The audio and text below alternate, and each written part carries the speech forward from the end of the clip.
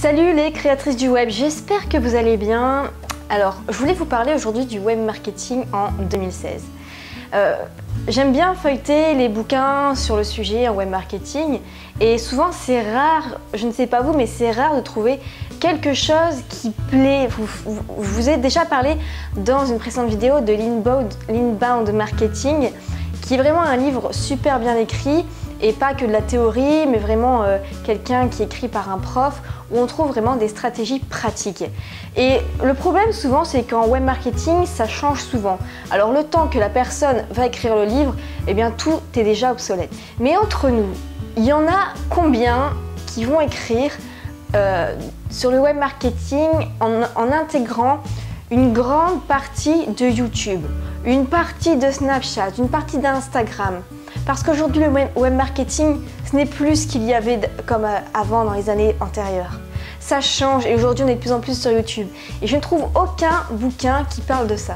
Et c'est toujours la même chose. On parle de SEO, on parle de FTP, on parle de WordPress, etc. Mais où est passé le fait de créer de la valeur avant de penser business? On va parler ensemble du web marketing en 2016. À tout de suite.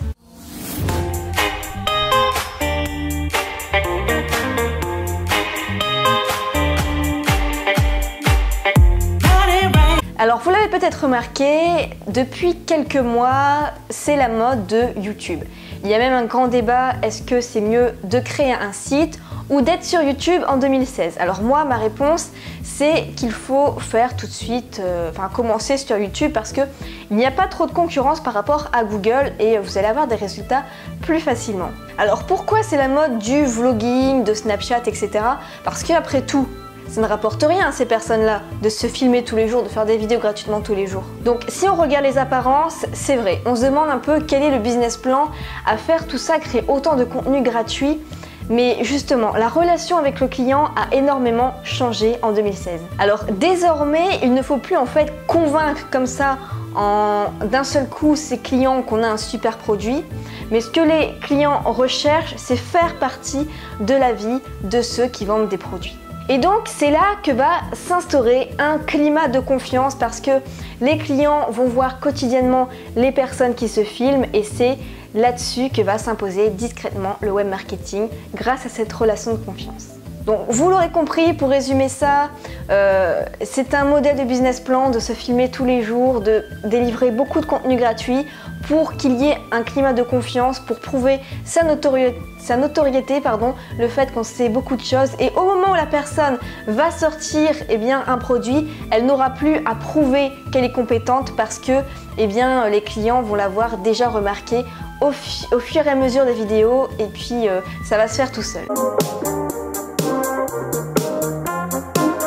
Donc l'art de la storytelling, c'est l'art de raconter des histoires. Les gens adorent écouter des histoires et ce qu'on recherche avant tout, c'est quelqu'un qui a une histoire. Les marques aussi se sont imprégnées de ça pour se différencier, ils vont créer des histoires.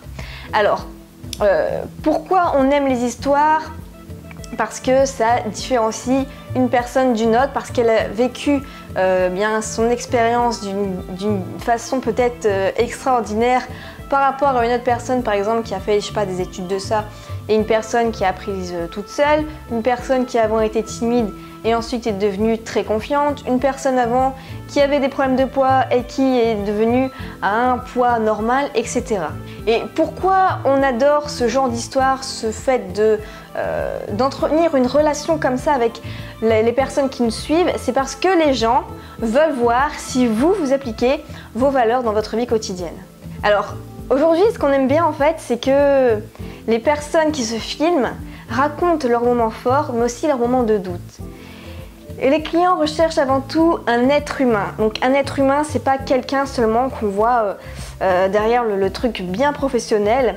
C'est aussi raconter les moments de doute, raconter les moments forts, raconter les moments de sa vie. Donc par exemple, sur ma chaîne sur les étudiants, j'ai fait une vidéo où je raconte mon histoire, donc toutes les galères auxquelles je suis passée et aujourd'hui ce qui en est. Et c'est l'une de mes vidéos les plus commentées où il y a vraiment les commentaires sont vraiment très intéressants, ça fait vraiment plaisir à voir.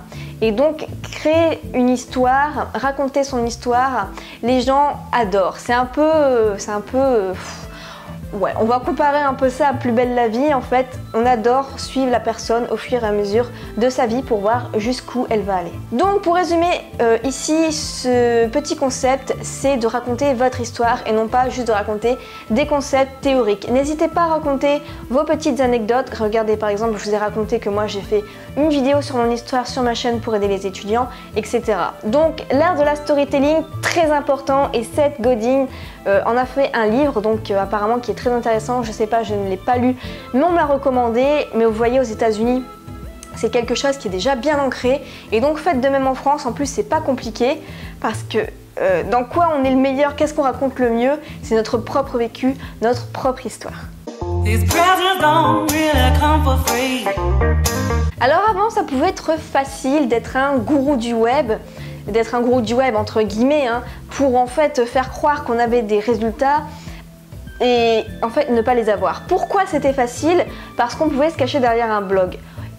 Avant, on ne savait pas qui c'était la personne qui se cachait derrière le site WordPress, alors que maintenant, comme c'est un format vidéo, on va reconnaître très facilement la personne, hein. Même si comme moi on n'est pas physionomiste, à force de regarder les vidéos des personnes, on sait très bien qui elles sont. Donc ainsi, mentir, ça serait difficile en vidéo, parce que rien que votre gestuelle vous trahirait pour les personnes qui sont compétentes en décodage du non-verbal. Bref, ça va se voir si vous n'avez pas les résultats à travers vos vidéos que si c'était sur un article WordPress. Et les clients aussi dans la vidéo vont tout de suite voir si vous faites ça pour l'argent ou vraiment parce que c'est votre passion. Enfin, les deux ne sont pas inconciliables, hein. Bien sûr, on peut gagner sa vie grâce à sa passion.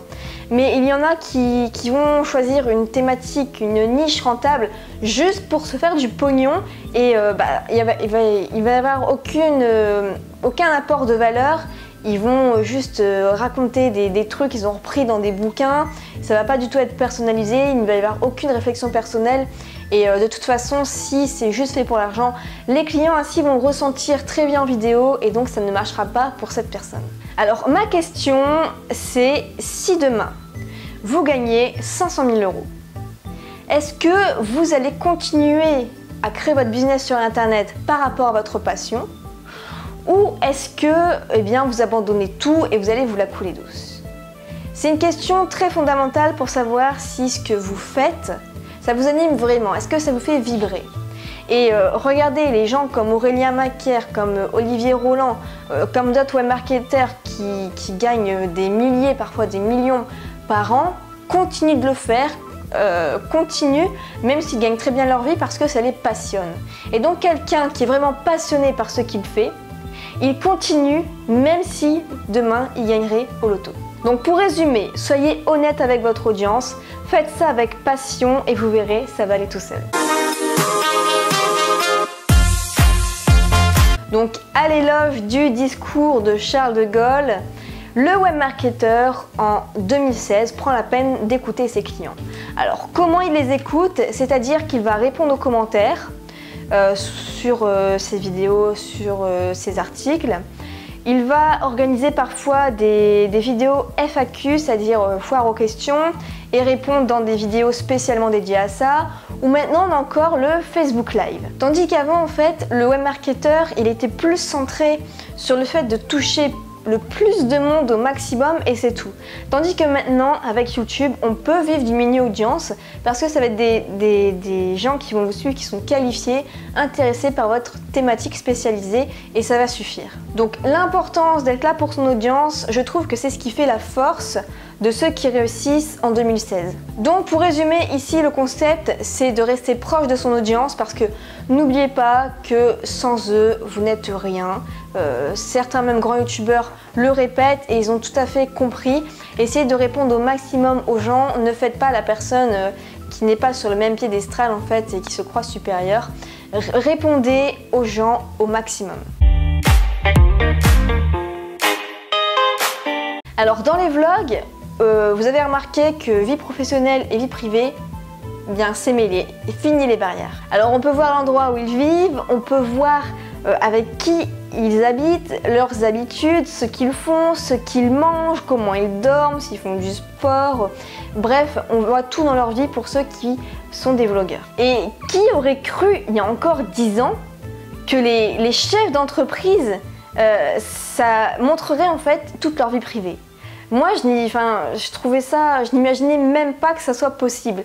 Traditionnellement, en fait, le chef d'entreprise, c'était celui qui avait son costume, qui avait en moyenne 45-50 ans, autoritaire, et qui plaçait déjà bien un certain espace avec ses clients. Hein. Il se croyait un peu supérieur et ses clients inférieurs, et il se pensait toujours avoir raison. Tandis que là, le chef d'entreprise, c'est celui qui a, je sais pas, qui a n'importe quel âge, qui a 25 ans, qui va monter son business avec des vidéos sur la plage, qui va montrer sa vie privée sans lui poser de problème. Et donc, c'est assez incroyable que le nouveau chef d'entreprise, entre guillemets, ce soit celui qui partage tout avec ses clients. Donc pour résumer, en 2016, le chef d'entreprise, le web entrepreneur, donc vous, si vous voulez créer un business sur internet, c'est la personne qui considère ses clients, ses prospects, ses abonnés comme des gens sur le même pied d'égalité et qui s'adresse à eux comme des amis. Alors pour conclure cette petite vidéo, bien beaucoup disent que voilà, en 2016, il n'y a plus de relations humaines, on est tous connectés mais en fait on est tous éloignés, que certains même disent ce n'est plus ce que c'était. Et pourtant, je suis vraiment heureuse de voir que le web marketing, ça bouleverse quand même tous ces codes, que ça crée une certaine relation, une certaine proximité par rapport à ceux qui les suivent. Et moi, je suis vraiment heureuse de faire du web marketing mon métier et ma passion, donc actuellement en 2016. Donc voilà pour cette vidéo qui était un peu longue, mais en tout cas, c'est ma vision des choses. Je tenais à dire comment je voyais le web marketing en 2016. Je serais ravie de partager avec vous ce que vous en pensez, si vous avez des choses à rajouter, si vous n'êtes pas d'accord, si vous avez des points à débattre peut-être. Je serais ravie d'en discuter avec vous dans les commentaires. Voilà pour cette vidéo. Vous pouvez toujours télécharger gratuitement mon module 1 sur l'affiliation pour commencer à comprendre les bases de l'affiliation, donc comment s'inscrire, quelles sont les commissions, où placer ces liens d'affiliation, etc. Je vous offre ce module 1 gratuitement. Vous pouvez cliquer ici, sur la fiche, ou alors en description. Et moi je vous retrouve dans une prochaine vidéo. Salut!